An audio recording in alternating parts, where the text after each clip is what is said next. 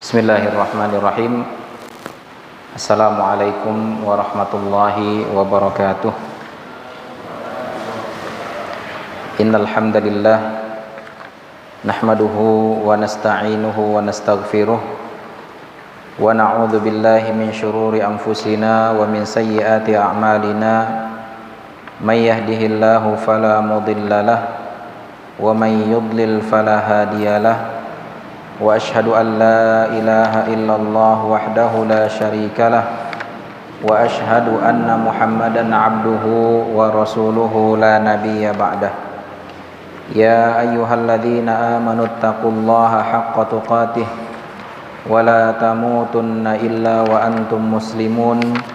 Ya ayyuhan nasu taqu rabbakumul ladzi khalaqakum min nafsin wahidah wa khalaqa minha zawjaha وبث منهما رجالا كثيرا ونساء واتقوا الله الذي تساءلون به والأرحام إن الله كان عليكم رقيبا.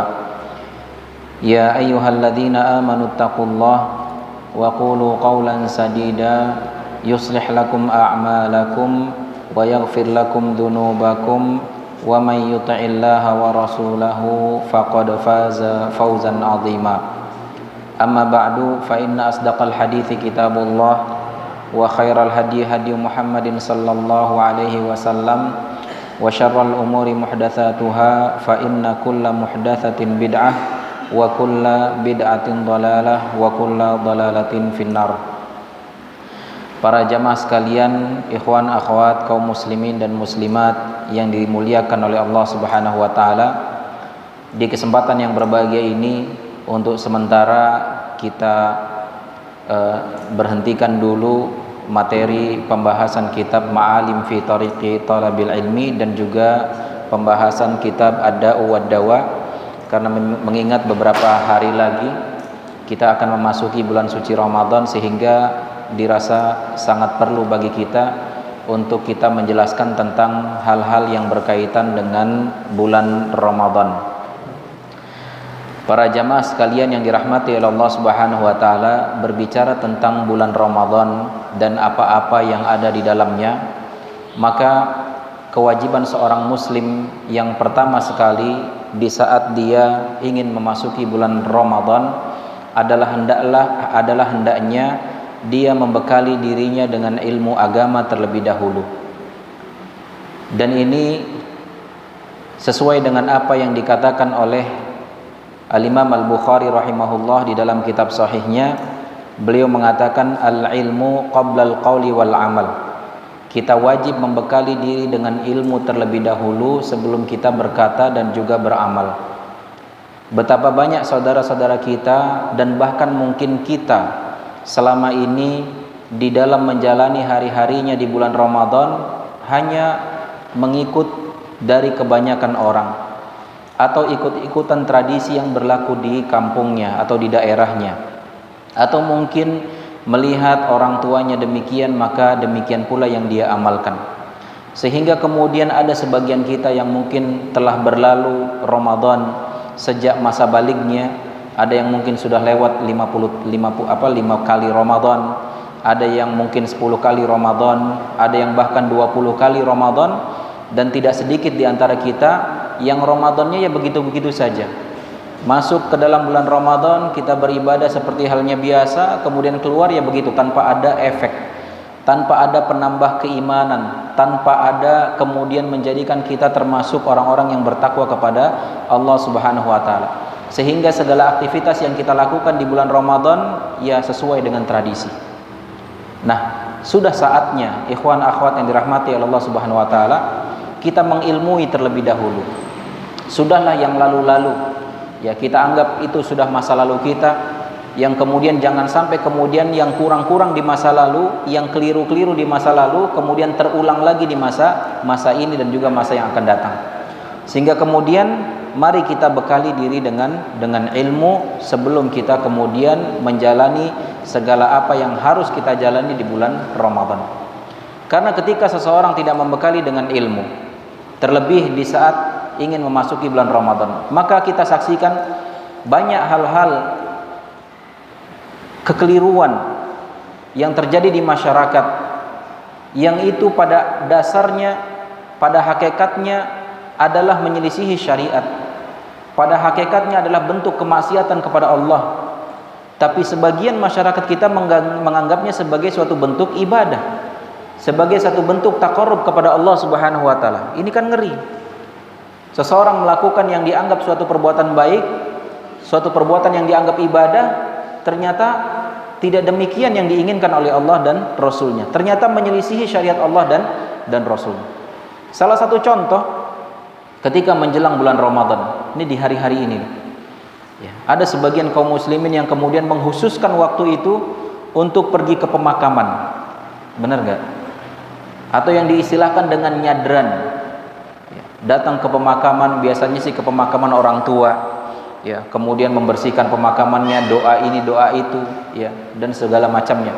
Bahkan ada yang sebagian kemudian buat acara tertentu ya, mengumpulkan dana, mengumpulkan orang-orang, yuk kita safar ke kuburan-kuburan wali fulan, sunan fulan dan seterusnya, dengan menganggap bahwasanya ini adalah kebaikan, dengan menganggap amalan-amalan seperti ini jika dilakukan menjelang memasuki bulan Ramadan adalah salah satu bentuk mendekatkan diri kepada Allah. Ini sebuah kekeliruan, karena setiap ibadah membutuhkan dasar atau membutuhkan dalil, atau istilah sederhananya membutuhkan contoh dari Rasulullah sallallahu alaihi wasallam.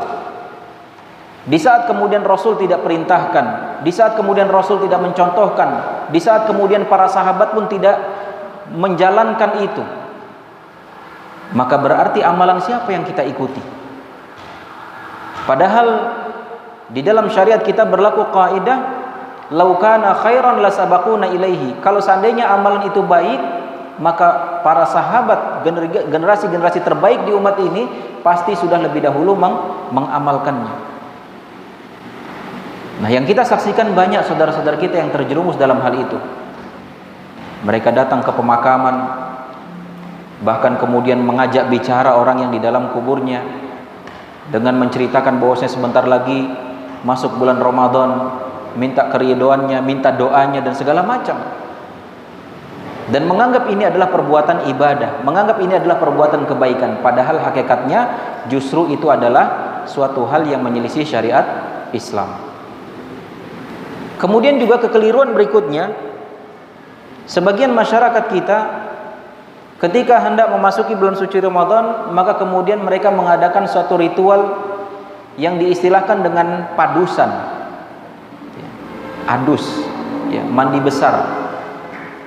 Sehingga kemudian mereka melihatkan kita nih sebelum masuk Ramadan harus mandi keramas, mandi janabah istilahnya, supaya di saat kita masuk bulan Ramadan badan kita dalam kondisi suci. Mereka menghususkan bentuk-bentuk mandi seperti ini, ritual-ritual seperti ini dilakukan sebelum bulan suci Ramadan atau menjelang masuk ke dalam bulan suci Ramadan. Dan ngerinya lagi, mereka menganggap ini salah satu bentuk dari ibadah. Lagi-lagi tidak kita dapatkan apakah ini contoh dari Rasul atau dari para sahabat, atau mungkin fatwa dari imam madhab yang 4 atau dari ulama-ulama yang lainnya. Ternyata tidak didapati. Sehingga ini juga bentuk kekeliruan.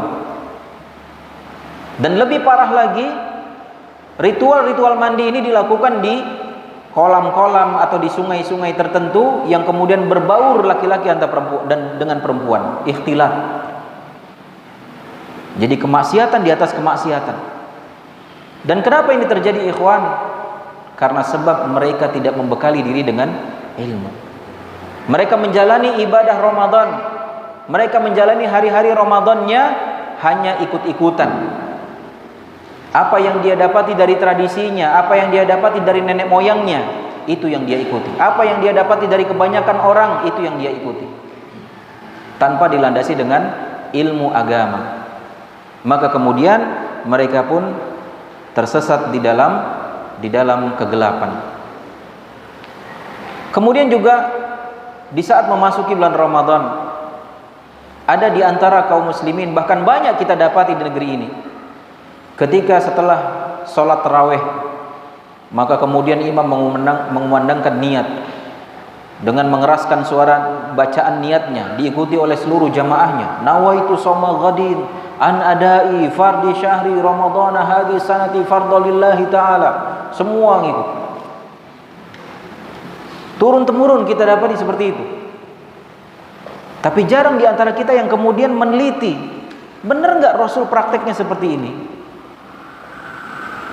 Atau paling tidak para sahabat Abu Bakar, Umar, Utsman, Ali, Abdurrahman bin Auf, Abu Hurairah, banyak para sahabat. Ternyata tidak ada disebutkan satu riwayat pun di mana mereka mengikrarkan niat untuk berpuasa di keesokan harinya dengan mengucapkan nawaitu begini, nawaitu begitu. Sehingga pertanyaan kita, ini ajaran yang dari mana? Ini pemahaman dari mana yang selama ini terlanjur diamalkan oleh masyarakat kita? Kenapa hal ini terjadi? Ini sebab utamanya karena masing-masing kita tidak membekali diri dengan ilmu. Padahal berbicara tentang masalah niat sudah jelas. Kata-kata niat sudah menjadi bahasa kita, yang maknanya adalah sesuatu yang timbul dari dalam hati, niat. Sehingga yang akan dianggap oleh Allah adalah apa yang ada dalam hatinya, niat, bukan apa yang diucapkan. Walaupun ucapannya, lisannya mengatakan nawaitu shauma ghadin dan seterusnya, tapi hatinya tidak mau untuk berpuasa, tidak meniatkan untuk berpuasa, maka tidak sah puasanya. Dan kita dapati betapa banyak orang yang hatinya berbeda dengan apa yang ada di lisannya. Kita ketemu dengan seseorang, si A bertemu dengan si B misalkan. Oh, kita puji-puji dia, Masya Allah, antum baik, antum karim, antum begini, begitu. Hatinya, amit-amit. Bisa terjadi, ya seringnya begitu kenyataannya. Dia hanya berbasa-basi, bermujabalah dengan lisannya, tapi hatinya mengingkari itu. Terlebih dalam masalah ibadah. Yang dilihat oleh Allah adalah apa yang ada di dalam hatinya, niat, bukan apa yang diucapkan.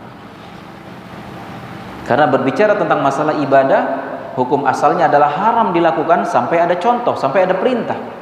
Kalau tidak ada contoh, tidak ada perintah dari Allah dan Rasulnya, maka pada asalnya hukumnya haram dilakukan. Jangan kemudian kita bilang, tapi kan baik, tapi kan niatnya baik. Niat baik saja tidak cukup.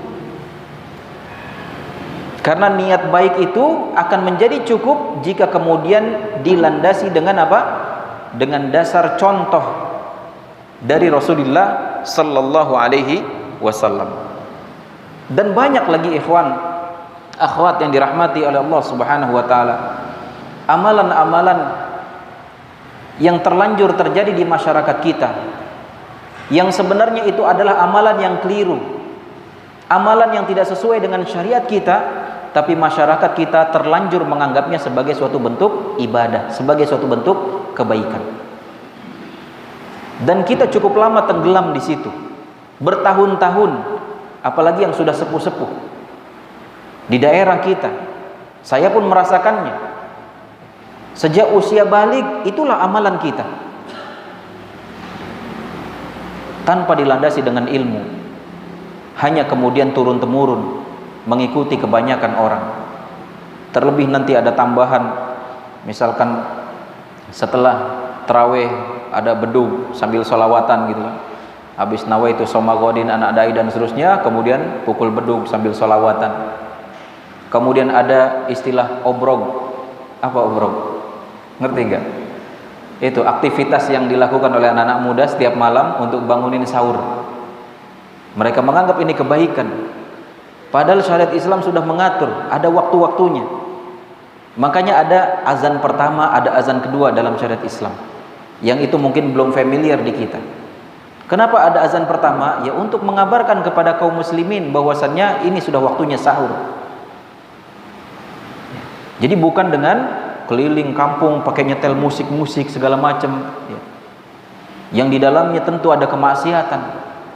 Belum lagi mengganggu yang lainnya, apalagi kalau seandainya di setiap rumah atau di sebagian rumah ada bayi yang sedang tidur, ada orang yang sedang sakit, bisa mengganggu.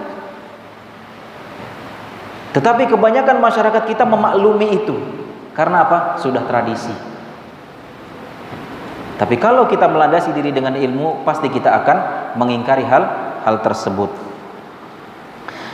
Kemudian para jamaah sekalian yang dirahmati oleh Allah Subhanahu wa taala, ini adalah yang pertama yang harus kita miliki. Di saat kita ingin memasuki bulan suci Ramadan, maka kita harus membekali diri dengan ilmu. Karena dengan ilmu ini kita bisa membedakan mana yang benar, mana yang keliru. Mana yang tradisi sesuai dengan syariat dan mana yang tradisi bertentangan dengan syariat. Kalau tradisinya sesuai dengan syariat, ayo kita jalani. Tapi kita jalaninya bukan karena tradisinya, tapi karena mengikuti syariat. Tapi kalau ternyata berbenturan dengan syariat, maka tentu syariat yang harus kita kedepankan. Dan juga dengan ilmu, kita berharap bisa semaksimal mungkin melakukan amal soleh dengan benar. Sebagaimana Allah berfirman, Alladzi khalaqal mauta wal hayata liyabluwakum ayyukum ahsanu amala. Dan dialah Allah yang menciptakan kehidupan dan kematian, liyabluwakum, untuk menguji kalian siapa di antara kalian yang paling baik amalannya. Dan para ulama mengatakan yang paling baik amalannya di sini adalah maksudnya akhlasuhum wa athwabuhum lis-sunnah. Yang paling ikhlas dan paling sesuai dengan contoh Rasulullah sallallahu alaihi wasallam. Sehingga kemudian para ulama memasukkan dua hal ini menjadi dua syarat diterimanya ibadah. Apa syarat yang pertama? Ikhlas karena Allah. Dan perlu diperhatikan ikhwan, yang namanya ikhlas bukan dilisankan, bukan diucapkan, bukan dari ucapan. Kadang ada sebagian kita, nih Ustaz, saya nyumbang sodakoh, infak untuk buka bersama sekian, saya ikhlas karena Allah. Apakah ini jaminan dia ikhlas? Tidak. Karena ikhlas adalah amalan hati antara dia dengan Allah. Jaga hati kita, jangan sampai kemudian ada riya, jangan sampai ada ujub, jangan sampai ada niatan-niatan untuk maslahat duniawiyah. Tapi ikhlas kita melakukannya benar-benar karena Allah Subhanahu wa taala. Adapun maslahat-maslahat dunia itu mengikut, ya, bukan dijadikan sebagai tujuan utama. Allah berfirman, wa ma umiru illa liya'budullaha mukhlishina lahud-din hunafa. Tidaklah Allah perintahkan kalian untuk beribadah kecuali ikhlas. Diperintah kita untuk ikhlas dalam beribadah. Dan syarat yang kedua apa? Syarat yang kedua adalah al-mutaba'ah, yaitu mengikuti petunjuk Rasulullah sallallahu alaihi wasallam. Kita semua sudah hafal firman Allah Subhanahu wa taala yang mengatakan, laqad kana lakum fi Rasulillahi uswatun hasanah. Sungguh telah ada pada diri Rasul contoh suri tauladan yang baik yang harus kita ikuti. Ayo nih kita ikuti. Bagaimana puasanya Rasul kita ikuti. Bagaimana tarawihnya Rasul kita ikuti. Bagaimana tilawah Qur'annya Rasul kita ikuti. Bagaimana sedekah Rasul kita ikuti. Bagaimana akhlak Rasul kita ikuti. Bagaimana sahurnya Rasul kita ikuti. Ini yang namanya laqad kana lakum fi Rasulillahi uswatun hasanah. Apalagi dalam hal ini ada ancaman dari Rasul. Disebutkan oleh Aisyah radhiyallahu anha di dalam hadis sahih riwayat Muslim, Rasulullah SAW bersabda, man amila amalan laisa alaihi amruna fahuwa raddun. Siapa yang melakukan suatu amalan yang tidak pernah dicontohkan olehku, kata Rasul, maka amalannya tidak diterima. Rasul mencontohkan kalau puasa itu berbukanya maghrib. Tahu-tahu ada orang datang, Ustaz, saya masih kuat, saya bukanya nanti aja di jam 12 malam, saya ikhlas karena Allah. Diterima nggak amal ibadahnya? Diterima nggak puasanya? Kita katakan nggak terima. Ah, Pak Ustadz ini, emang Pak Ustadz yang jamin diterima atau enggaknya? Bukan kita. Tapi kita hanya menukilkan apa yang disabdakan oleh Rasulullah SAW dalam hadis yang sahih. Rasul mengatakan nggak diterima amalannya. Kenapa? Karena dia tidak mengikuti petunjuk Rasul. Antum sedang sehat, antum masih kuat, tetap kalau puasa itu bukanya kapan? Maghrib. Jangan coba-coba lebih dari itu, maka amalannya tidak akan diterima. Walaupun ikhlas, saya ikhlas Pak Ustaz, Kan kita nggak boleh hitung-hitungan sama Allah. Allah kasih kita rezeki, kasih kita karunia, nggak pernah hitung-hitungan. Masa ini paling cuma lebih berapa jam? Ngapain kita hitung-hitungan? Bukan masalah itu. Yang jadi masalah kita ikut Rasul nggak dalam masalah ini. Rasul mencontohkan kita buka puasanya di maghrib. Kalau kita menyelisih petunjuk Rasul walaupun ikhlas tidak akan diterima. Makanya di dalam kita beribadah dua syarat ini harus dipenuhi. Ikhlas kepada Allah dan juga mengikuti contoh Rasulullah sallallahu alaihi wasallam. Jika salah satu syarat ini tidak terpenuhi, apalagi kedua-duanya, salah satu aja syarat ini tidak terpenuhi, maka amal ibadahnya tidak diterima oleh Allah Subhanahu wa taala.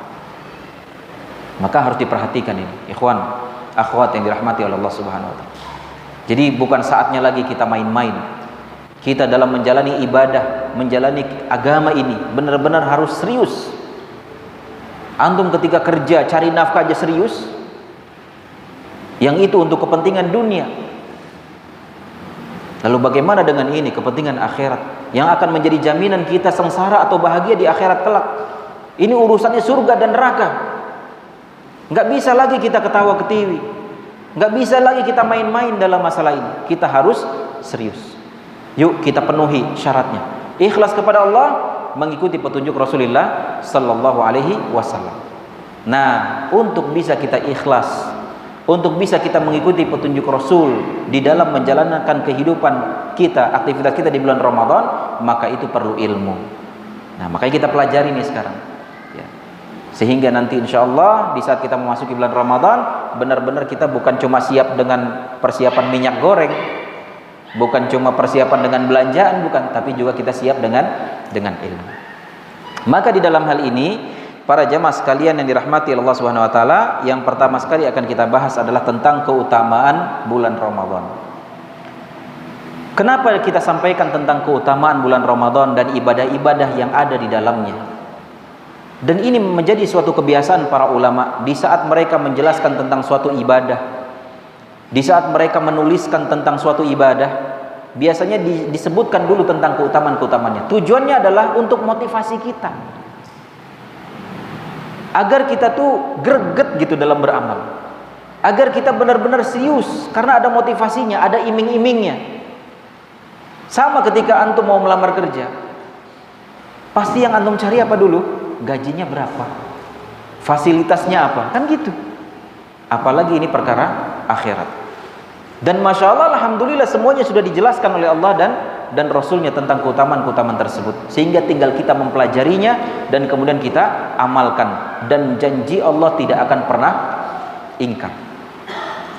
Ketika antum melamar di perusahaan, dijanjikan dapat fasilitas ini, fasilitas itu, bisa aja ingkar, bisa aja nggak dipenuhi.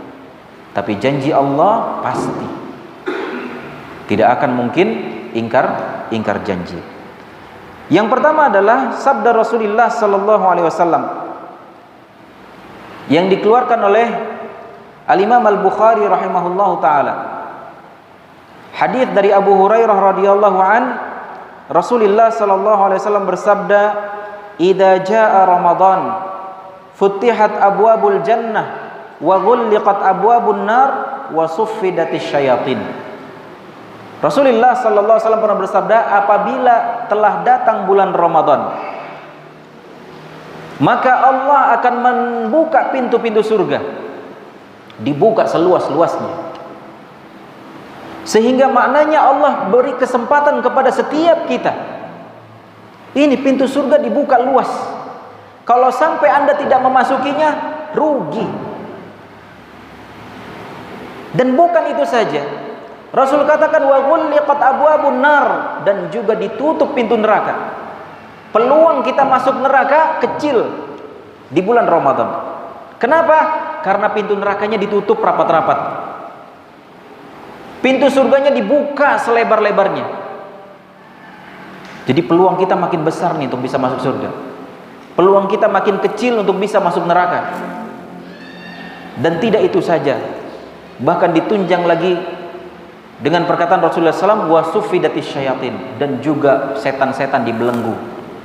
Selama ini yang mengganggu kita, yang membuat kita terjerumus dalam kemaksiatan, yang membuat kita malas beribadah, itu setan. Nah sekarang setannya dibelenggu. Kalau kita masih cenderungnya ke kemaksiatan juga kebangetan. Surga dibuka seluas-luasnya, neraka ditutup serapat-rapatnya, setan dibelenggu. Terus kita masih masuk neraka? La haula wala quwwata. Maka manfaatkan. Dan ini tidak ada di bulan lain.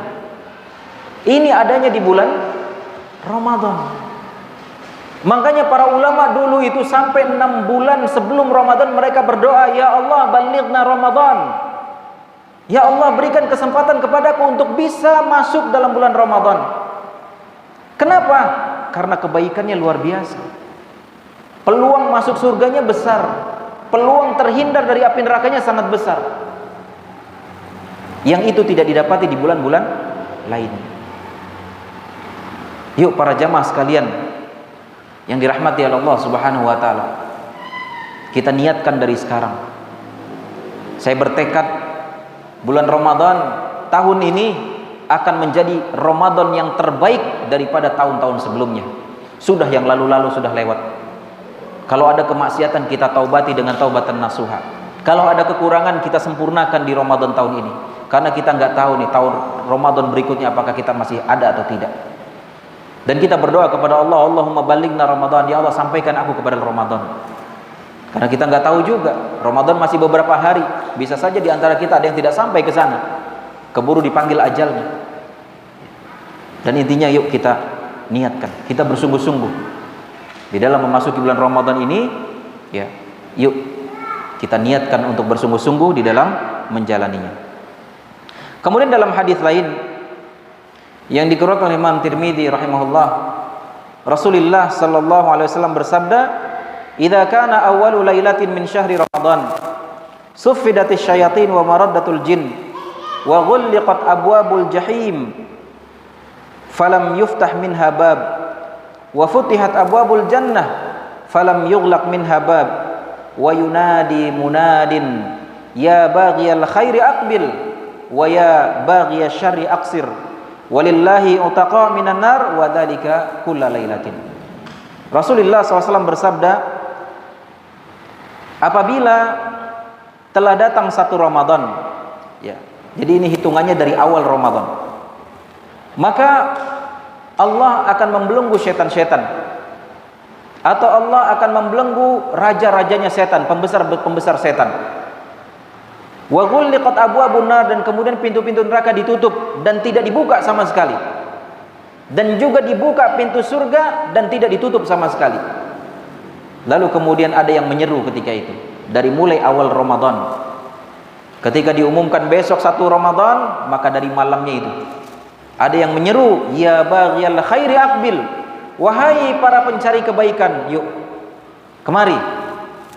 Yuk kita berlomba-lomba untuk mengejar surganya Allah, untuk mengejar ridhonya Allah. Wa ya baghiya syarri aqsir, wahai mereka-mereka yang biasa selama ini melakukan kemaksiatan, yang gemar melakukan keburukan, yang gemar melakukan kelalaian, kurang-kurangilah. Kalau tidak bisa menghilangkan keseluruhannya, padahal seharusnya dihilangkan, tapi dikurangi. Karena memang di Ramadan itu godaannya lebih sedikit dibandingkan bulan-bulan yang lain. Nah seharusnya kita nggak ada alasan lagi di bulan Ramadan kemudian kita lalai, karena di sana pintu surga dibuka, pintu neraka ditutup, jin-jin dibelenggu atau setan-setan dibelenggu, dan bahkan kemudian diserukan, yuk yang para pencari kebaikan, akbil, segera ke sini. Yang dulu mungkin tidak pernah qiyamul lail, yuk di bulan Ramadan kita biasakan qiyamul lail. Yang dulu tidak pernah puasa sunnah, nih di bulan Ramadan momen untuk membiasakan puasa. Yang dulu tidak sempat bersedekah, tidak biasa berinfak, nih di bulan Ramadan kesempatan. Segala macam ibadah yang bisa kita lakukan di bulan Ramadan, lakukan. Dan ibadah ini tidak dikhususkan hanya orang kaya saja. Orang miskin pun berkesempatan yang sangat besar. Dia bisa melakukan segala macam bentuk ibadah. Dan pahala ibadah dilakukan di bulan Ramadan besar sekali. Bahkan para ulama mengatakan ada 2 amalan yang Allah menyiapkan balasan mereka dengan balasan yang tidak terbatas. Ketika Allah dan Rasulnya menyebutkan amalan-amalan, biasanya disebutkan tentang pahalanya. Seperti siapa yang berinfak, bersedekah, pahalanya 700 kali lipat. Siapa yang sholat syuruk misalkan, maka seperti dapat pahala umrah. Siapa yang baca Al-Quran, 1 hurufnya 10 kali lipat, 10 kebaikan, dan seterusnya. Ada disebutkan nominalnya. Tapi ada 2 amalan yang Allah dan Rasulnya tidak menyebutkan nominalnya, dan bahkan disebutkan bahwasanya pahalanya tidak terbatas, unlimited. Kalau di dunia kita beli paket data yang unlimited dengan harga murah, biasanya lemot sinyalnya. Kalau ini tidak. Amalan yang sedikit dan tidak sebanding dengan pahalanya, dan pahalanya luar biasa. Tidak ada batasannya, saking banyaknya. Yang pertama adalah ibadah kesabaran. Sabar. Ya. Ibadah sabar ini adalah ibadah yang ringan diucapkan dengan lisan, tapi berat untuk diamalkan. Gimana saya mau sabar, Ustaz? Dia sudah menjatuhkan harga diri saya, dia sudah menghina saya di hadapan orang banyak, dia mencaci maki, bahkan menyakiti fisik saya. Saya suruh maafkan dia, saya suruh bersabar, saya nggak bisa sabar. Ingat, kalau Anda bisa sabar, nih pahalanya unlimited. Saya nggak bisa sabar, Ustaz, ujiannya begitu berat. Anak meninggal, orang tua meninggal, harta hilang, musibah demi musibah saya hadapi. Bagaimana saya bisa sabar? Sabarlah. Berat, tapi pahala yang dijanjikan besar. Allah berfirman, innama yuwaffas sabiruna ajrahum bighairi hisab. Allah telah menyiapkan pahala ganjaran bagi orang yang bersabar dengan pahala yang tidak ada batasannya. Kapan itu kita lihat? Nanti. Ketika kita sudah masuk ke alam barzah, baru tuh kita bisa tahu, oh ternyata pahalanya luar biasa. Sampai-sampai bisa saja kita kemudian berangan-angan kepada Allah. Ya Allah, kembalikan saya ke dunia, kasih lagi saya ujian, kasih lagi saya musibah yang lebih berat dari yang sebelumnya, supaya saya bisa lebih sabar lagi. Setelah melihat pahala yang luar biasa besar. Dan amalan yang kedua adalah seluruh amal ibadah yang dilakukan di bulan Ramadan. Ini juga pahalanya unlimited. Ketika antum baca Al-Quran dilakukan di luar bulan Ramadan, 1 hurufnya berapa kali lipat? 10 kebaikan. Tapi di bulan Ramadan tanpa batasan. Antum bersedekah di luar bulan Ramadan 700 kali lipat pahalanya. Di dalam bulan Ramadan bisa berlipat-lipat tanpa ada batasan. Begitu juga puasa, qiyamul lail, dan semua ibadah yang dilakukan di bulan Ramadan pahalanya tidak ada batasan. Dan bahkan itu dimudahkan oleh Allah dengan dibukanya pintu surga seluas-luasnya, ditutup pintu neraka serapat-rapatnya, dan dibelenggu setan-setan. Masih tidak mau memanfaatkan momen ini? Sayang sekali. Makanya Rasul sampai greget, sampai dalam salah satu sabdanya beliau mengatakan, raghima anfu 'abdin, sungguh celaka seorang hamba, dakhala alaihi Ramadan falam yughfar lahu, sungguh celaka hambaku, sungguh celaka dia. Kenapa? Dia mendapati bulan Ramadan, tapi kemudian Allah tidak mengampuni dosa-dosa dia, padahal peluangnya besar sekali. Tapi kemudian kok kenapa Allah sampai tidak memaafkan dia? Berarti kan dia lalai, berarti dia tidak memanfaatkan momen terbaik itu. Padahal semuanya sudah dimudahkan oleh Allah. Melakukan ketaatan dimudahkan, kesempatan maksiat dipersempit dengan ditutupnya pintu neraka dan dibelenggunya setan-setan. Tapi dengan segala kemudahan itu masih kemudian Allah tidak memaafkan dia, berarti kebangetan nih orang. Celaka kata Rasul, karena dia tidak memanfaatkan momen yang baik tersebut. Kemudian para jamaah sekalian yang dirahmati oleh Allah Subhanahu wa taala, di dalam hadis lain Rasulullah sallallahu alaihi wasallam pernah bersabda, "Man shoma ramadhana imanan wa ihtisaban, ghufira lahu ma taqaddama min dzambih." Siapa yang berpuasa di bulan Ramadan karena iman. Maksud iman ini apa? Karena dia meyakini bahwa puasa di bulan Ramadan itu wajib. Meyakini bahwa ini disyariatkan. Ya. Selain ikhlas karena Allah. Karena siapa yang puasa tapi hatinya ragu, wah jangan-jangan ini enggak wajib, jangan-jangan ini enggak disyariatkan, saya cuma ikut-ikutan aja deh. Saya malu sama teman-teman kalau enggak puasa. Saya malu sama anak saya masih kecil, dia puasa, saya enggak puasa. Maka ini bukan puasanya karena iman. Jadi harus ikhlas dan harus yakin bahwasanya ini adalah perkara yang disyariatkan. Wahtisaban kata Rasul, dan juga dia puasanya karena ihtisab. Apa maksud ihtisab? Yaitu berharap ganjaran dari Allah, berharap keridhaan Allah. Maka ghufira lahu ma taqaddama min dzambi. Kata Rasul, Allah akan mengampunkan dosa-dosa dia yang telah lalu. Ada di antara antum yang enggak punya dosa?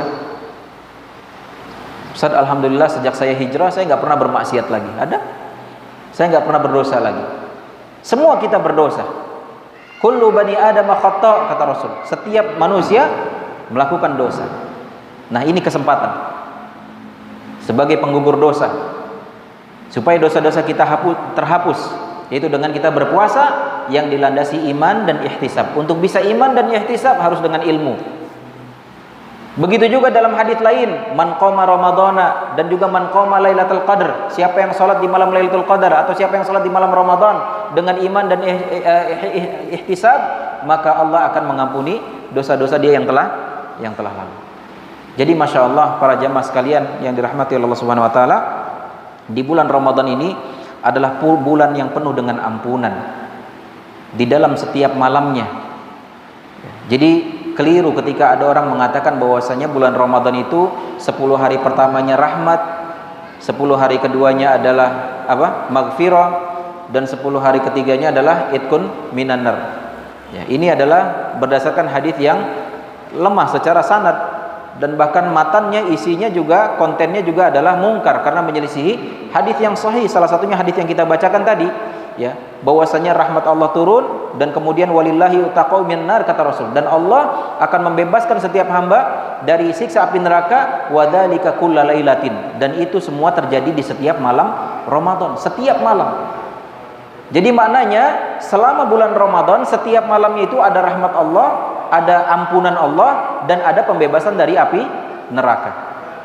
Tinggal bagaimana kita yuk bersungguh-sungguh untuk mengejarnya.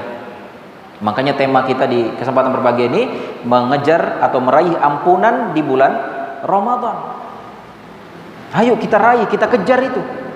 Jangan sampai kita termasuk dalam golongan orang-orang yang dikatakan Rasul sebagai celaka, orang-orang celaka. Kenapa? Karena dia mendapati Ramadan tapi kemudian tidak menjadikannya diampuni dosa-dosanya oleh Allah Subhanahu wa taala. Jadi kita manfaatkan sebaik-baiknya. Kemudian para jamaah sekalian yang dirahmati oleh Allah Subhanahu wa taala, itulah dia ya beberapa keutamaan yang bisa saya sebutkan. Ya, sebenarnya masih banyak lagi keutamaan-keutamaan, tapi memang keterbatasan waktu, sedangkan pembahasan masih banyak. Saya pengennya ini pembahasan minimal 2 kali pertemuan. Tapi saya tadi diskusi sama Pak Anwar, kayaknya sebelum Ramadan kita udah gak ada kesempatan lagi untuk saya pribadi jadwalnya. Ya, sehingga kemudian mau gak mau harus selesai 1 kali pertemuan. Mudah-mudahan cukup. Kemudian pembahasan berikutnya adalah tentang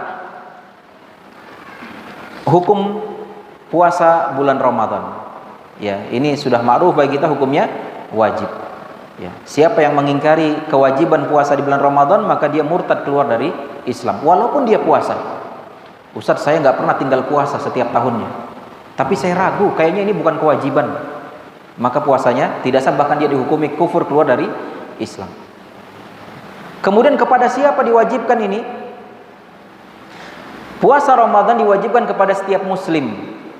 Maknanya orang kafir tidak dibebani syariat ini. Kemudian juga ala kulli muslim balig, yang balig. Adapun anak-anak bagaimana? Dia belum dikenai kewajiban. Tapi bukan berarti kemudian kita larang puasa. Justru kita anjurkan, ayo nak puasa. Kita puasa, yuk, untuk melatih dia sehingga di saat misalkan dia sudah balik, ya sudah tidak berat lagi bagi dia, sudah nggak kaget lagi untuk dia bisa berpuasa. Dan nggak apa-apa awal-awal dikasih reward, kasih hadiah. Ayo nak, kalau puasa full 30 hari nanti Abi kasih hadiah. Hadiahnya apa, Bi? Mobil BMW. Ya kebetulan Abinya Sultan ini, mobil BMW. Atau hadiah apa? Ya, permen kojek ya, atau cilok gitu kan. Atau hadiah-hadiah yang menarik lah gitu kan, yang disenangi oleh anak. Nggak apa-apa untuk awal-awal seperti itu. Ya. Sehingga kemudian di saat dia balik sudah menjadi terbiasa. Kemudian akil, orang berakal.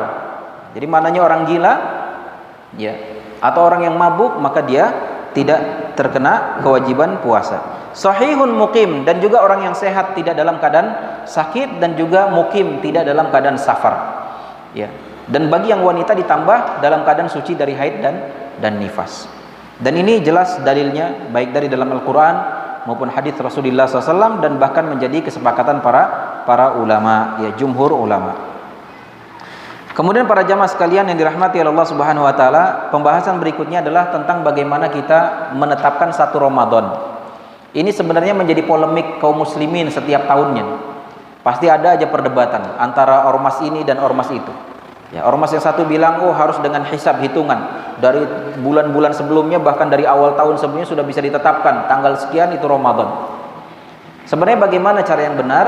Yang benar adalah dalam penetapan satu Ramadan dan juga satu Syawal itu adalah dengan ru'yatul hilal, bukan dengan wujudul hilal. Bisa bedakan ya. Ru'yatun apa artinya?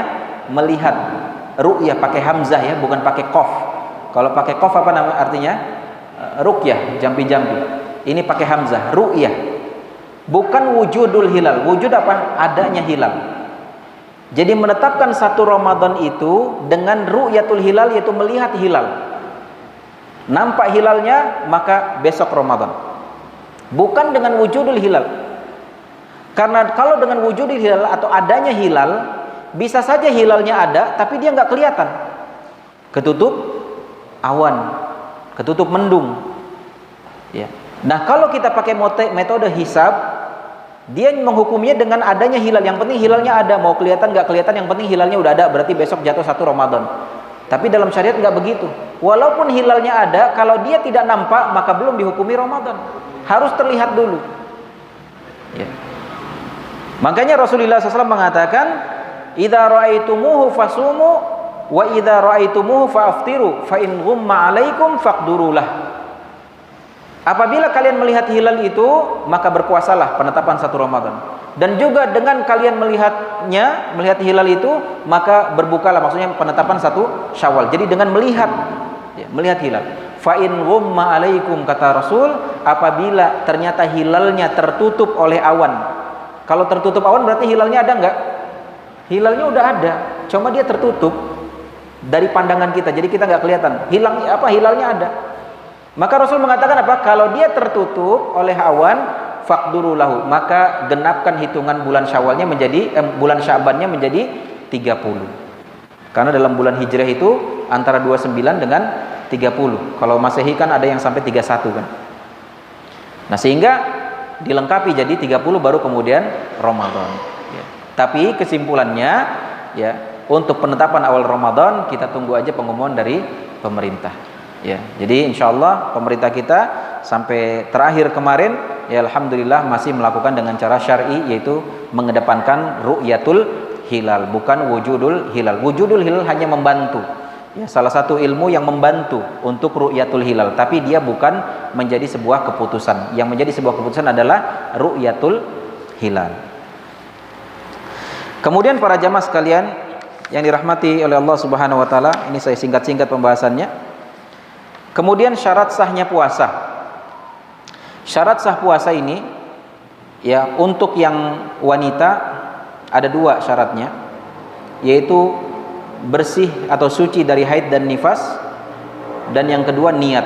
Adapun yang laki-laki tentu hanya niat saja, ya, atau ya dia suci dari junub gitu kan. Tapi enggak suci dari haid dan nifas untuk perempuan, untuk laki-laki cukup niat saja.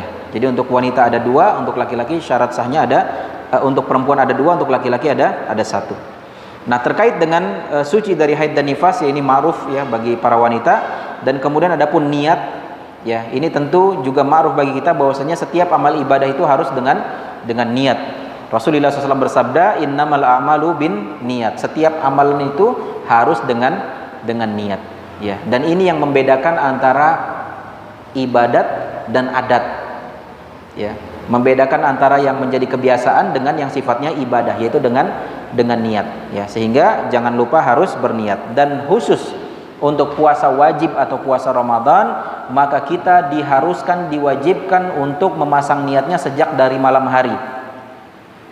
Maksudnya malam hari itu kapan? Dari sejak waktu maghrib, masuk waktu maghrib sampai waktu subuh, atau sampai menjelang waktu subuh. Itulah waktu kita berniat, ya. Jadi nggak bisa niatnya di siang hari. Ustaz, saya malam lupa niat. Gimana kalau niatnya pas ini siang, setelah subuh atau sebelum zuhur atau setelah zuhur? Nggak boleh. Kalau puasa sunnah boleh, karena Rasulullah SAW beberapa kali, ya sebagaimana disebutkan dalam hadis dari istri-istri beliau, dari Ummu Salamah dan juga Aisyah radhiyallahu anhuma, di mana Rasul pernah suatu ketika datang ke rumah pagi-pagi setelah dari masjid, kemudian bertanya kepada istrinya, "Aindaki syai'?" Apakah ada sesuatu yang bisa kita makan pagi ini? Maka keluarganya mengatakan, "Enggak ada ya Rasul." Fa idzan ana shaim, maka dari itu saya puasa. Tapi syaratnya sebelumnya belum melakukan hal-hal yang membatalkan puasa. Ya. Jangan nanti bapak-bapak pergi ke masjid subuh kemudian mampir dulu beli makan nasi uduk, ya. Sampai rumah nanya ke istrinya, "Ada sarapan enggak?" "Enggak ada." "Ya udah saya puasa." Barusan habis nyarap uduk. Enggak bisa gitu. Ya. Jadi intinya kalau untuk puasa sunnah boleh diniatkannya di siang harinya. Tapi khusus untuk puasa wajib, maka niatnya harus sejak malam hari. Bagaimana niatnya? Niatnya enggak seperti yang tadi kita sampaikan. Tidak perlu diucapkan nawaitu shauma ghadin an adai fardhi syahri, enggak perlu. Cukup hadir hati kita, kretek hati kita, besok saya pengen puasa, ya. Dan salah satu buktinya adalah, ya biasanya mungkin kita, saya mau ke Ampera atau mau ke Babakan beli nasi goreng, ya beli sauto. Untuk apa? Untuk makan sahur. Nah, itu udah bagian dari niat. Sudah bagian dari niat untuk berpuasa, ya. Jadi nggak susah-susah, ya, untuk niatnya. Kemudian para jamaah sekalian yang dirahmati oleh Allah Subhanahu wa taala, itu terkait dengan syarat sahnya puasa. Berikutnya adalah tentang sunnah di dalam berpuasa, ya, maksudnya adab-adab di dalam berpuasa. Pertama adalah kita dianjurkan untuk makan sahur, ya. Dan ini kan secara umum, ya, di dalam segala macam ibadah secara umum kita diharuskan untuk mengikuti petunjuk Rasul, ya. Seperti sabda Rasul yang mengatakan, "Fa inna khairal huda Muhammad sallallahu alaihi wasallam." Sebaik-baik petunjuk adalah petunjuknya Muhammad sallallahu alaihi wasallam. Dan secara khusus juga Rasul mengatakan, "Shallu kama raaitumuni usolli." Salatlah kalian sebagaimana kalian melihat aku salat. Secara khusus tentang salat. Secara khusus tentang haji dan umrah, "Khudhu anni manasikakum," kata Rasul. Ambillah dariku tentang tata cara manasik haji dan umrah kalian. Secara umumnya tadi hadisnya, semua, ya, segala baik-baik petunjuk adalah petunjuknya Rasulullah SAW. Sehingga di dalam masalah puasa pun kita harus mengikuti petunjuknya Rasulullah Sallallahu Alaihi Wasallam. Dan pertama adalah bagaimana seharusnya kita bersahur. Nah, niatkan setiap hari kita harus bersahur. Jangan sampai, "Ustadz, saya sudah kenyang. Tadi jam 12 saya sudah makan sebelum tidur. Maka sahur bangun saya masih kenyang. Gimana kalau nggak sahur?" Jangan, tetap sahur. Dan kemudian jangan diartikan bahwasanya sahur itu harus makan berat. Enggak. Harus makan nasi padang, enggak juga. Ya. Bahkan Rasulullah SAW mengatakan bahwasanya tasahharu walau bijur'atin min ma. Sahurlah walaupun dengan seteguk air. Kalaupun misalkan kita sebelum tidur sudah makan, kebetulan ada yang traktir nasi padang sampai 2 bungkus. Ya. Habis tarawih nih capek, lapar, makan 2 bungkus.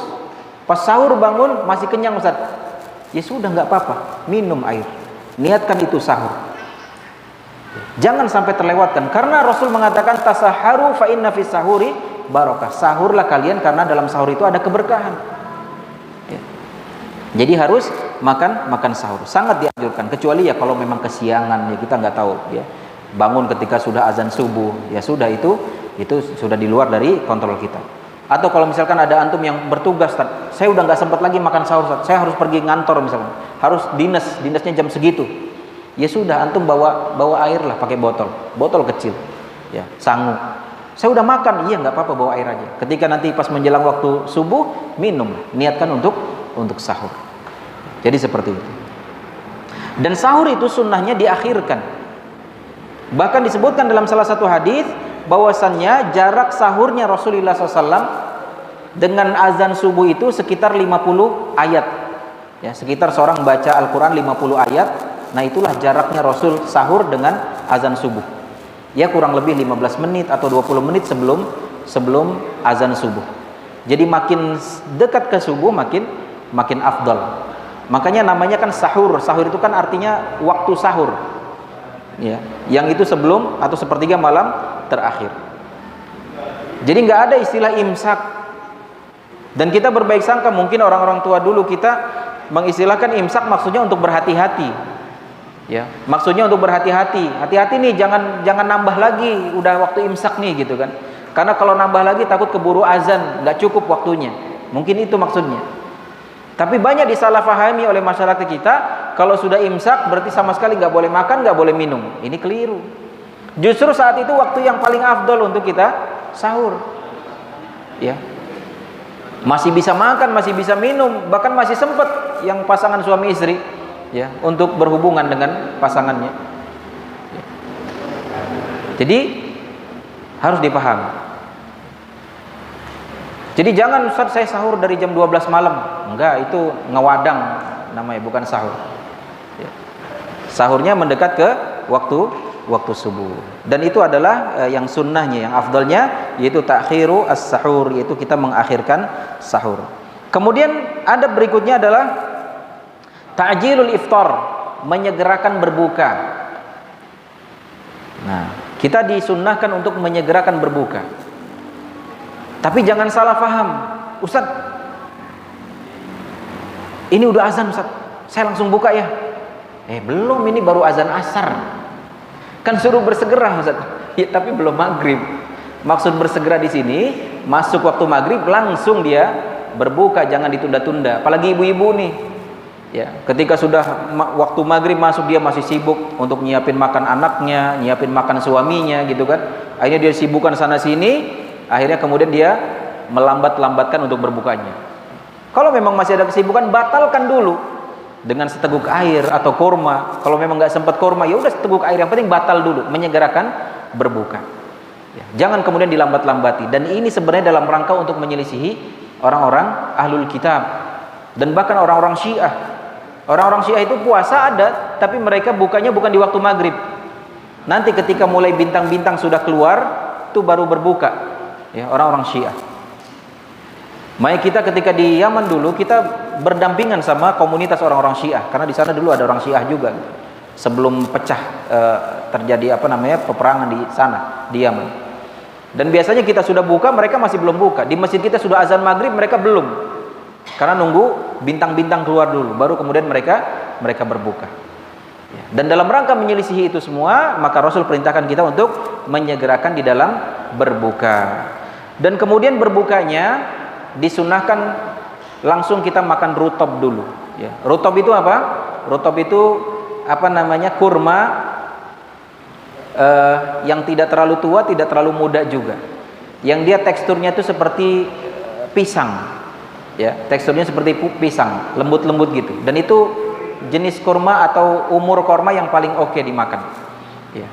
Tapi biasanya kalau udah sampai Indonesia, karena memang dia nggak tahan lama, ya biasanya dimasukin freezer dari sana ke sininya, dan biasanya udah nyampe kita udah layu-layu gitu kan, udah letoy-letoy gitu.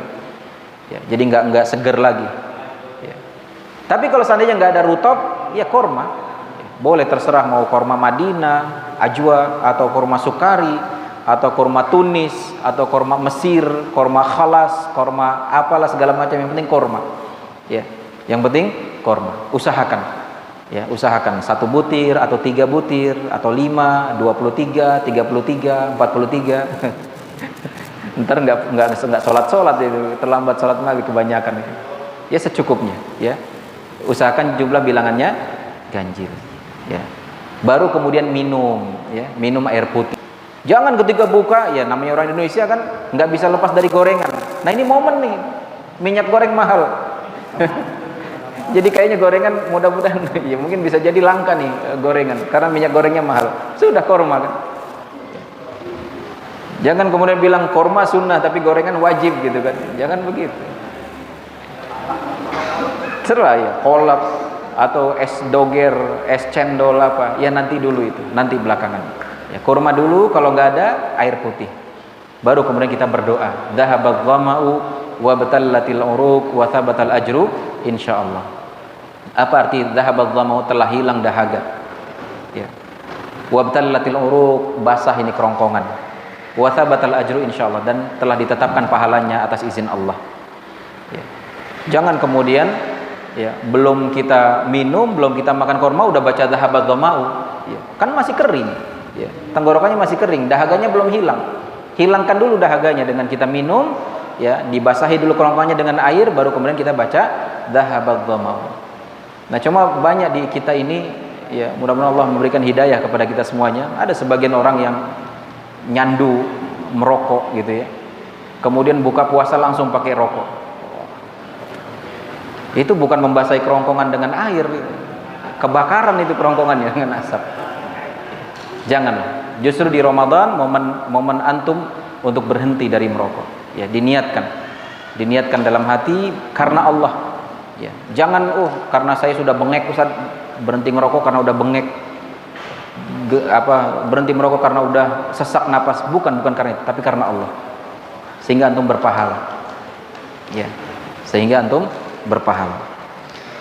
Jadi itu dia para jamaah sekalian yang dirahmati Allah Subhanahu wa taala, adab-adab di dalam kita berpuasa, yaitu yang pertama kita makan sahur dan mengakhirkannya, kemudian kita menyegerakan di dalam berbuka dan berbukanya dengan mendahului memakan kurma atau dengan meminum air putih. Kemudian juga disunahkan untuk kita berdoa. Nah, berdoa ini secara umum orang yang berpuasa itu termasuk doanya mustajab. Ditambah lagi di sini ada kekhususan orang yang ketika berbuka juga doanya mustajab. Maka manfaatkan doa sebaik-baiknya, terutama ketika sore menjelang berbuka. Ya, banyak di antara kita sore malah sibuk sana sini, bahkan waliyadzubillah ya sudah menjadi tradisi di tempat kita sore malah dipakai untuk ngabuburit, nongkrong di pinggir jalan, yang punya pacar ya sama pacarnya gitu kan, nongkrong di jembatan-jembatan. Ini kebiasaan yang tidak benar. Justru itu saat mustajabah untuk berdoa. Makanya kalaupun kita ada kajian sore, biasanya kan sebelum waktu maghrib, ya berapa menit, setengah jam, bahkan kadang lebih kita stop. Kesempatan untuk kita untuk berdoa kepada Allah. Ya, walaupun mungkin ada sebagian antum yang mungkin sibuk menyiapkan berbuka, nggak apa-apa, itu juga ibadah. Tapi sambil hatinya dan lisannya berdoa kepada Allah. Sehingga double pahalanya. Dan antum yang nggak ikut sibuk membagikan, ya sudah, antum duduk doa kepada Allah. Ya. Tapi jangan sambil lirik-lirik, bakwan lari kemana itu? Sini bakwan, sini es ini, dikuasai dulu gitu kan, supaya aman. Kolaknya juga, ya nggak apa-apa sih, silahkan aja gitu. Yang penting jangan ngerebut hak orang lain. Nah kalau sudah dikondisikan, sudah aman, sudah antum doa lagi gitu kan. Jangan sibuk, wah ini ada apa lagi nih? Saya belum dapat nih, cari lagi. Jangan begitu. Ya, jangan kebawa nafsu. Jadi diperbanyak doa. Berikutnya al-jud wa qiraatul Quran. Selama di bulan Ramadan kita dianjurkan untuk banyak berbuat kebaikan. Salah satunya adalah banyak bersedekah. Dan tentu ini bagi yang diberikan kelebihan harta, coba ditargetkan. Tahun ini saya minimal 1 hari kasih buka untuk orang berpuasa 1 orang. Kalau budgetnya 1 orang 15.000 aja nasi padang gitu, ya udah nggak usah mahal-mahal, pakai telur gitu kan, 15.000. Ya, 30 hari berapa? 450.000 budgetnya. Tapi antum dapat pahala puasa double, pahala puasa antum dan pahala puasa orang yang antum kasih makanan. Jadi puasanya 1 Ramadan, tapi pahalanya 2 Ramadan. Apalagi kalau dia bisa nyumbang satu hari target 100 orang. Masya Allah, pahalanya luar biasa. Jadi jangan sayang-sayang tuh. Kalau punya tabungan, apalagi di bawah bantal daripada kena rayap gitu kan. Ayo kita manfaatkan. Karena itu adalah momen yang terbaik kita untuk banyak berbuat kebaikan. Salah satunya adalah berinfak, bersedekah. Kemudian juga membaca Al-Quran. Yang selama ini mungkin tidak rutin baca Al-Qurannya, ayo di bulan Ramadan ditingkatkan. Minimal 1 kali hatam selama bulan Ramadan. Ya, apalagi adik-adik kita yang di pesantren ini, ya, targetkan paling tidak 1 kali hatam sambil murojaah. Ya. Kalau misalkan dalam 1 bulan 1 kali hatam, ya, berarti paling tidak 1 hari 1 juz. 1 juz itu 10 lembar. 10 lembar 20 halaman. Kalau kita bagi 5 setelah sholat wajib kita baca Al-Qurannya, maka berarti setiap setelah sholat kita baca berapa halaman? Ya, kurang lebih 4 halaman atau 2 lembar. Maka 30 hari selesai kita satu kali hatam. Apalagi kalau bisa lebih, 2 kali, 3 kali, Masya Allah. Ya, para ulama sehari sekali hatam, atau bahkan ada yang lebih dari 1 kali, 1 hari, bukan 1 bulan. Ustaz, saya boro-boro 1 hari, boro-boro 1 bulan. Ini baca Qul Huwallah aja nggak nyampe-nyampe ini. Maka harus ya termotivasi kita untuk belajar Al-Quran. Habis waktu kita? Atau mau sampai maghrib? Gimana Pak? Lanjut atau gimana? Antum mau pulang ya? Udah mau hujan ya? Hah? Kenapa? Tambah 10 menit? Oh, tanya jawab ya, boleh, ya udah. Ya, sebenarnya masih banyak pembahasan, ya, cuma memang keterbatasan waktu, ya. Mudah-mudahan nanti bisa dijelaskan dalam tanya jawab dengan waktu kurang lebih 10 atau 15 menit lagi. Silahkan.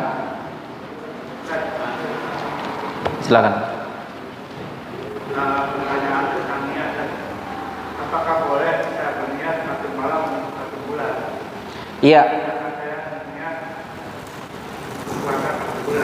Iya, ini pertanyaannya adalah bolehkah kita berniat 1 kali saja di awal Ramadan tapi diniatkan untuk 1 bulan 30 malam.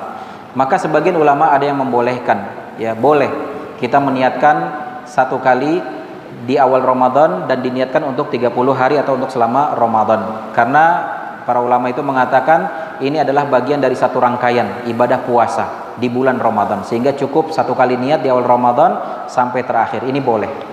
Tapi kemudian ada sebagian ulama yang mengatakan tidak bisa, wajib niatnya setiap malam karena setiap harinya itu ibadah yang berbeda.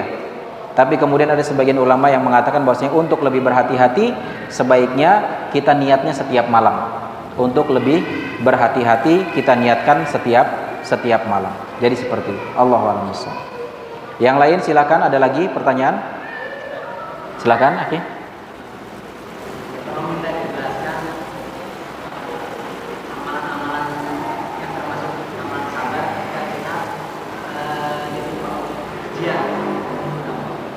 Iya, ketika ditimpa ujian, maka Rasulullah SAW mengajarkan kepada kita ya untuk mengucapkan lillahi ma akhad, ya bahwasanya ini milik Allah, ya maka Allah berhak untuk mengambil kapanpun dan segala sesuatu itu memiliki ajal.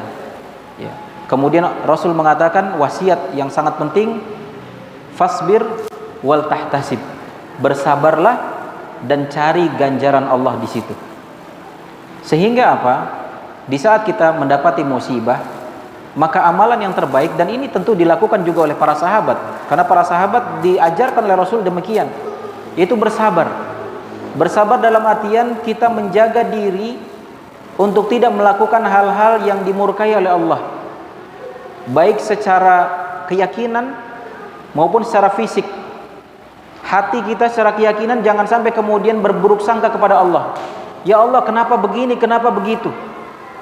Kenapa kok berat sekali ujiannya? Kenapa berulang-ulang ujian ini terjadi? Kenapa kok tidak ada ujungnya? Kenapa begini, kenapa begitu?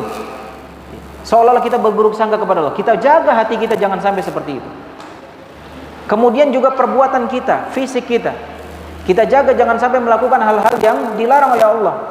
Seperti yang biasa dilakukan oleh kaum wanita, mengacak-ngacak rambutnya, menyobek-nyobek bajunya, atau mungkin guling-guling, atau botak rambutnya gitu.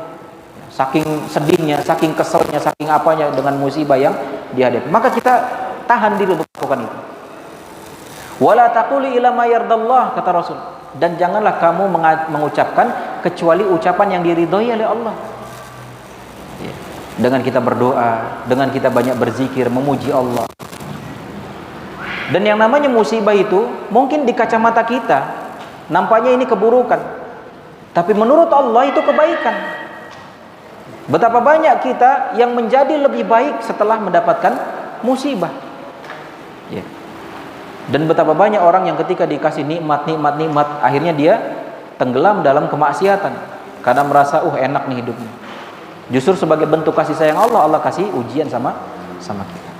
Jadi intinya secara spesifik bagaimana amalan para sahabat, ya Allahu a'lam, saya tidak bisa menyebutkan, tapi secara dalil ya bahwasanya begitulah yang dilakukan oleh para sahabat dengan petunjuk dari Rasulullah SAW, yaitu harus bersabar, tidak melakukan hal-hal yang dilarang oleh Allah, dan tidak berkata kecuali perkataan yang diridhai oleh Allah Subhanahu wa taala. Jadi kayak gitu kurang lebih. Allahu a'lam bissawab. Ada lagi? Ibu-ibu ada? Ada yang mau bertanya?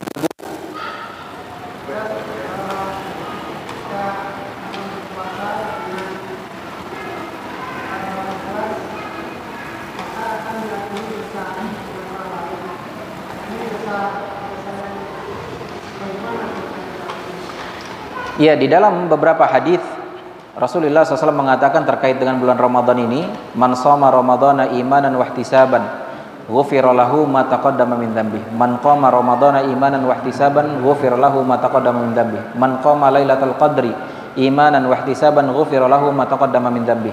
Siapa yang puasa, siapa yang qiyamul lail, siapa yang qiyamul lail di bulan Ramadan atau di malam Lailatul Qadar, ya, maka karena keimanan dan juga ihtisab, maka Allah akan ampuni dosa-dosa dia yang telah lalu. Dan banyak hadis-hadis lain yang serupa dengan ini, seperti misalkan tentang wudu, man tawaddaa nahwa wudu'i hadza, siapa yang berwudu seperti wudunya aku, kata Rasul, ya, kemudian salat sunnah 2 rakaat, ghufira lahu ma taqaddama min dzambi, maka Allah akan ampuni dosa-dosa dia yang telah lalu. Nah, setiap ada hadis-hadis yang seperti ini, maka maksudnya adalah dosa-dosa yang dihapus adalah dosa-dosa yang kecil, bukan dosa yang besar. Adapun dosa yang besar, maka itu tidak bisa terhapus kecuali dengan taubatan nasuha. Dengan taubatan nasuha. Jadi perlu difahami, ya, jangan kemudian kita bersandar, saya sudah puasa, saya sudah qiyamul lail, ya udah, akhirnya dia nggak taubat sama Allah. Padahal masih ada dosa-dosa besar yang perlu ditaubati. Adapun yang dihapus dengan amalan-amalan ini adalah dosa-dosa kecil. Dosa besarnya dihapus dengan taubatan nasuha. Allahu a'lam bishawab. Ada lagi? Silakan, akhi. Untuk orang tua yang tidak mau berpuasa dengan kita membayarkan fidyahnya di bulan puasa. Iya, untuk orang tua ya, orang tua yang memang sudah tidak memiliki kemampuan lagi untuk berpuasa, atau bisa jadi dia punya kemampuan puasa tapi berat sekali bagi dia. Makanya Allah mengatakan wa 'alal ladzina yutiqunahu, ya, dan orang-orang yang masih mampu berpuasa tapi berat bagi dia, fa fidyatun ta'amu miskin, maka dia bayar fidyah, kata Allah, memberikan makan kepada orang miskin. Sehingga untuk orang yang tua, renta, yang memang sudah tidak memiliki kesanggupan untuk berpuasa atau berat banget bagi dia untuk berpuasa, maka dia diberikan keringanan, diberikan rukhsah untuk tidak berpuasa di bulan Ramadan, namun kewajiban dia adalah untuk membayar fidyah. Bayar fidyahnya berapa? Kalau dengan makanan yang mentah 1,5 kilogram beras. Tapi para ulama katakan kalau mau kasih makanan mentah sebaiknya dikasih juga lauknya gitu kan. Ya, selain 1 kilogram beras, maka ditambah ya 1 ton daging misalkan, atau telur gitu kan, atau minimal Indomie lah gitu. Tapi Ustaz, saya nggak punya kesanggupan, cuma beras saja bisanya, ya sudah, nggak apa-apa. Ya, tapi kalau ada kesanggupan lebih bagus. Atau misalkan mau bayar fidyahnya dengan yang mateng, boleh, makanan siap saji. Misalkan untuk 1 harinya ya udah beli nasi padang 1 bungkus. Ya, porsi yang cukup mengenyangkan untuk 1 orang gitu. Ya sudah, kasih 1 bungkus itu untuk satu harinya. Kasih kepada fakir miskin. Kalau misalkan 30 hari, ya beli 30 bungkus. Ya, jadi seperti dan dibaginya kepada orang-orang yang miskin. Jadi begitu. Dan untuk bayar fidyah juga bukan hanya saja untuk orang yang sudah tua renta. Dia juga dianjurkan dibayarkan oleh wanita yang hamil dan menyusui. Wanita hamil dan menyusui, dia dapat keringanan untuk tidak berpuasa. Ya, bukan berarti dia nggak mampu puasa. Bisa saja dia kuat puasa. Saya siap, saya kuat puasa gitu. Tapi bagaimana dengan janinnya? Bagaimana dengan anak yang menyusuinya? Khawatir nanti kurang nutrisi, membahayakan janin, membahayakan anaknya. Kita nggak boleh menzolimi yang lain. Syariat Islam sangat memperhatikan itu, sehingga kemudian wanita hamil dan menyusui dapat keringanan untuk tidak berpuasa. Dan bagaimana nanti, apakah dia qadha atau bayar fidyah? Dalam hal ini para ulama berselisih pendapat. Ada yang mengatakan dia wajib untuk mengqadha. Karena apa? Karena orang wanita hamil dan menyusui itu udurnya tidak permanen. Dia bisa hilang udurnya. Ya. Tidak seperti yang tadi yang tua renta. Tua renta mah udurnya permanen, nggak mungkin dia bisa muda lagi kan? Ya, makanya para ulama mengatakan dia wajib qadha, tidak boleh fidyah. Ada sebagian ulama mengatakan tidak, dia nggak perlu qadha, dia cukup bayar fidyah saja. Kenapa? Karena ini memberatkan. Bayangkan kalau seorang wanita misalkan tahun ini hamil, dia nggak puasa. Kalau puasa, walaupun kuat, khawatir janinnya nanti bermasalah. Tahun berikutnya, Ramadan berikutnya menyusui, nggak puasa lagi. Tahun berikutnya menyusui juga karena menyusui 2 tahun. Tahun berikutnya dia hamil lagi. Berikutnya menyusui lagi, hamil lagi, dan begitu seterusnya. Banyak kan begitu kan? Iya. Terus kapan dia mau qadha-nya? 10 tahun dia nggak puasa Ramadan. Kali 30 kali 300 hari dia harus mengqadha. Hampir 1 tahun. Gimana? Nggak punya kesanggupan. Sehingga dalam hal itu sebagian ulama sudah cukup bayar fidyah. Cukup bayar fidyah. Ya. Caranya tadi sama. Boleh dibayarkan tiap hari, tapi harus tidak puasa dulu baru dibayarkan. Jangan dari awal Ramadan, Ustaz nih, ini orang tua saya udah tua renta, dia pasti nggak bakal bisa puasa. Ya udah, dari awal Ramadan saya bayarkan untuk 30 hari ya fidyahnya. Nggak bisa begitu. Karena terkait dengan fidyah atau denda ini harus ada sebabnya dulu, baru kemudian boleh ditunaikan. Sama kayak antum bayar apa namanya pajak motor. Ya, kena denda tuh ketika ada sebabnya, kan antum terlambat bayar baru kena denda. Nggak bisa antum nih saya bayar dendanya dulu ya, nanti kalau terlambat tuh udah diambil duitnya. Enggak begitu. Ini juga begitu, jadi harus ada sebabnya dulu. Jadi atau misalkan setiap maghrib atau menjelang maghrib dia bayarkan, silahkan. Atau nanti dikumpulkan. Ya, dikumpulkan sampai akhir Ramadan atau di awal Syawal atau di bulan Syawalnya dia kemudian tunaikan untuk 30 hari. Ya, jadi seperti itu. Begitu juga untuk yang hamil dan menyusui. Dan ada sebagian ulama yang mengatakan terkait hamil dan menyusui ini memperinci. Ya, kalau seandainya dirasa si wanita ini memiliki kesanggupan untuk mengqadha, ya udah silakan qadha. Nanti di saat kemudian aduh saya ternyata nggak sanggup lagi, ya sudah sisanya dibayar fidyah. Ya. Kalau ada kesanggupan qadha silakan qadha. Tapi kalau merasa berat untuk mengqadhanya, ya sudah cukup untuk membayar fidyah saja. Jadi seperti itu. Allahu a'lam bishawab. Yang lain? Akhir tahun itu apakah ada kali kita itu ada ikhlas? Ada apakah ada suku atau karena ikhlas? Iya, akhir sahur itu kapan? Yaitu ketika masuk waktu subuh, azan subuh. Ya, makanya Allah mengatakan kulu washrabu hatta yatabayyana lakumul khaitul aswadu minal khaitil abyadi minal fajr.